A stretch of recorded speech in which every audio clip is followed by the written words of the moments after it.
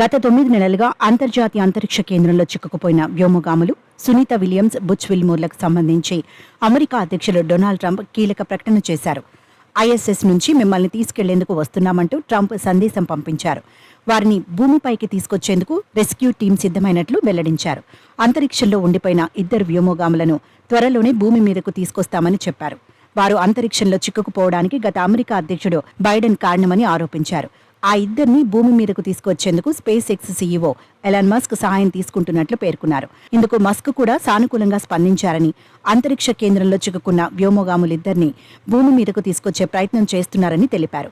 మరో 2 వారాల్లో ఆ 2 ఆస్ట్రోనాట్స్ భూమి మీదకు వచ్చేస్తారని డొనాల్డ్ ట్రంప్ వెల్లడించారు. మరోవైపు ఐఎస్ఎస్లో ఉన్న సునీత విలియమ్స్ పై ట్రంప్ ప్రశంసలు కురిపించారు. సునీత కుర్లు చాలా బలంగా, దట్టంగా ఉన్నాయని, ఈ విషయంలో తానేమీ జోక్ చేయటం లేదని తెలిపారు. అయితే ప్రణాళిక ప్రకారం ఐఎస్ఎస్లో ఉన్న వ్యోమగాములో సునీత విలియమ్స్, బుచ్ విల్మోర్లో వారం రోజులకే భూమిని చేరుకోవాల్సి ఉంది. కానీ స్టార్ లైనర్లో సాంకేతిక సమస్యలు తలెత్తడంతో వ్యోమగాములు లేకుండానే అది భూమిని చేరుకుంది. సునీత విలియమ్స్, విల్మోర్లో అప్పట్నుంచి ఐఎస్ఎస్లోనే ఉంటున్నారు. వారిని తిరిగి తీసుకురావడానికి నాసా స్పేస్ ఎక్స్తో కలిసి పనిచేస్తోంది.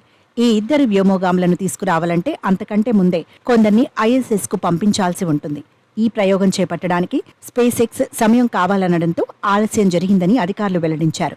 కాగా తమ కోసం మార్చి 12న స్పేస్ ఎక్స్కు చెందిన క్రూ 10 అంతరిక్ష నౌక రానుందని, నౌకలో కొత్తగా ఐఎస్ఎస్లోకి వచ్చే వ్యోమగాములు తమ బాధ్యతలు తీసుకోనున్నారని ఇటీవలి సునీత విలియమ్స్ వెల్లడించారు.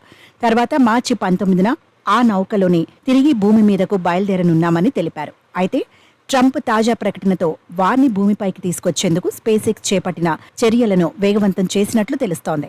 త్వరలోనే వారు భూమిపైకి వచ్చే అవకాశాలున్నట్లు సమాచారం.